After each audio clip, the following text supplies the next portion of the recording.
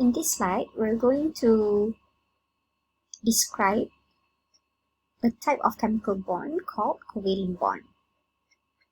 So when atoms are linked by one or more covalent bond, they form a molecule. A covalent bond can be single or double, depending on how many electrons are shared per bond. Both types differ in strength, which could influence the 3D structure of a molecule or macromolecule, and this is also depicted in this figure here. Besides that, the bond strength also influences the chemical properties of a molecule. For example, ethane and ethene are made up of the same elements, however, their structure and chemical properties are different due to the types of covalent bond formed between the two carbon atoms. Ethene consists of a double bond, which is stronger, so the bond tends to be shorter, and this results in a less flexible molecule. Conversely, ethane has a single bond, which allows the carbon atoms to rotate. Apart from the 3D shape and flexibility, covalent bonds also influence the polarity of a molecule, and this depends on the distribution of the electron shared. For instance, a polar molecule such as water has unequal distribution of electrons. So, it has a region which is more electronegative compared to the other regions. By contrast, a non-polar molecule such as the oxygen has equal distribution of electrons as shown here. Because a covalent bond is strong, it can only be broken by specific enzymatic reactions. We will talk more about enzymes in other lectures. The second type of chemical bond that you should be aware of is the ionic bond. In contrast to a covalent bond, an ionic bond is formed when atoms donate or accept electrons, resulting in electrically charged ions. The product is usually called salt. Ionic bond is a type of non-covalent bond, also known as electrostatic attraction.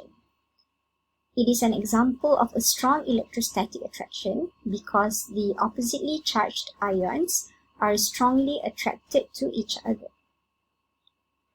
The bond strength is almost similar to a covalent bond in vacuum condition.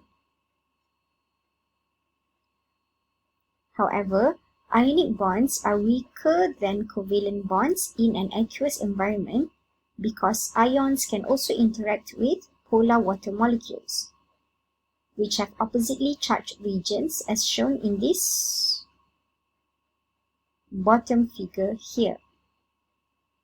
This explains why salts have high solubility in water.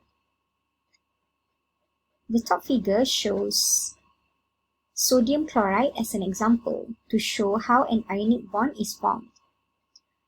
Sodium chloride is also commonly known as the cooking salt. Basically, sodium loses an electron and forms a cation, whereas chlorine accepts the electron and forms an anion.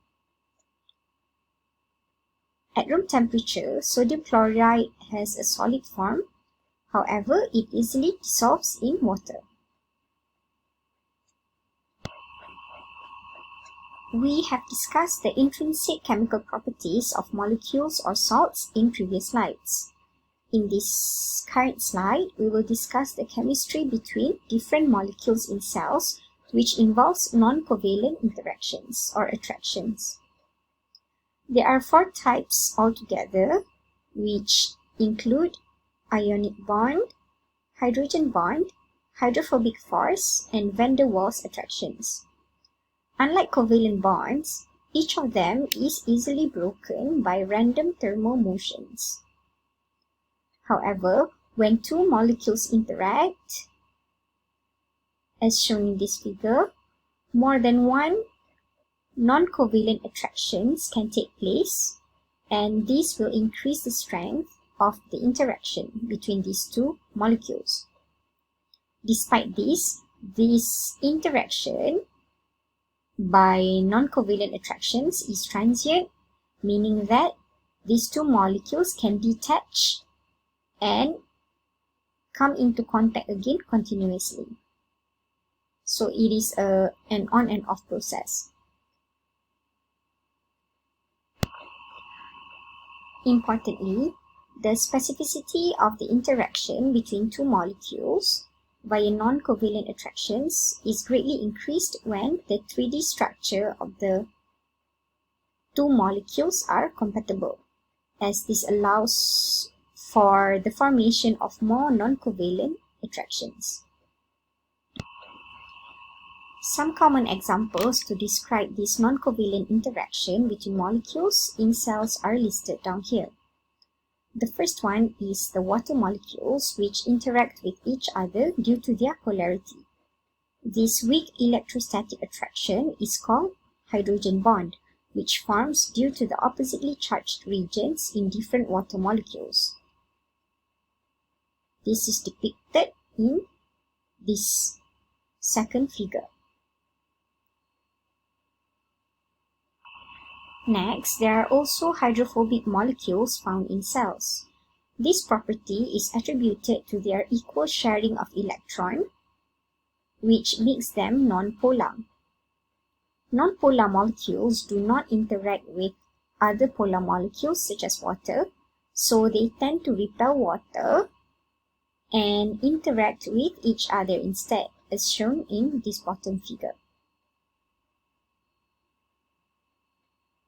So you should be able to describe what hydrophobic means now. In contrast to hydrophobic molecules, hydrophilic molecules have the ability to interact with water. This is due to the oppositely charged regions in polar molecules or the oppositely charged ions in salts. Now, we are going to discuss other properties of water since a cell is largely made up of water. Water molecules can actually dissociate into hydronium and hydroxyl ions due to the movement of a proton from one H2O molecule to another H2O molecule, as shown here. This happens so quickly, continuously, and it is a reversible reaction. You should notice that based on this symbol here. And it is important to understand that this process doesn't involve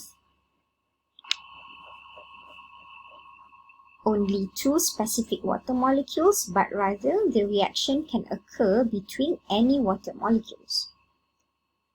So pure water has a pH of 7. And this also means that there is equal concentrations of hydronium and hydroxyl ions. Therefore, when the concentration of hydroxyl ions increases, this will cause a decrease in hydronium ions concentration. These changes can lead to changes in pH, which may not be ideal for cells. This is why intracellular pH needs to be tightly regulated and maintained at around pH 7. The main regulators of pH in cells are the weak acid or bases present in cells. This figure here shows an example of a strong and weak acid or bases. A strong acid readily releases its proton, whereas a strong base readily accepts a proton. On the other hand, a weak acid or weak base would prefer to maintain their state unless it is necessary to release or accept a proton. Unlike the strong acids or bases, this reaction here is reversible. This property of weak acids or bases make them more sensitive to pH changes. So weak acids or bases are usually molecules with highly polar covalent bonds involving a proton. Some good examples are molecules containing a carboxyl group or an amino group, which is also shown in this example. As I've mentioned earlier, macromolecules account for 20% of a cell and play a huge role in cell biology. These macromolecules are made up of small molecules found in cells, which can be divided into 4 main groups, namely sugars, nucleotides, amino acids, and fatty acids. These molecules are also known as organic molecules. By definition, organic molecules refer to carbon compounds synthesized by cells. Carbon is an important element mainly because it has the ability to form up to 4 covalent bonds with other elements.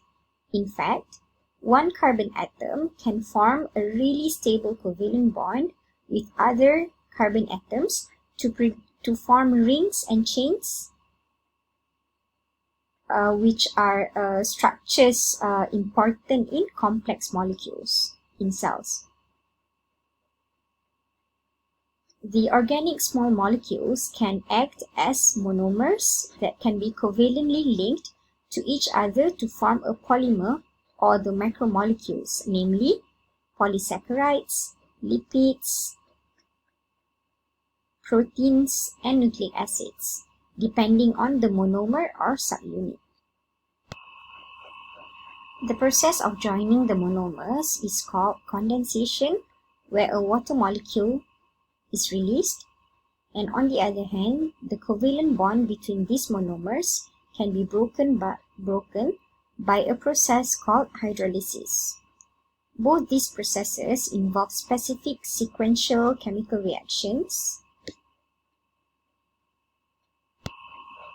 and commonly involve enzymes. It should also be noted that the properties of the macromolecule may be different compared to its individual subunit.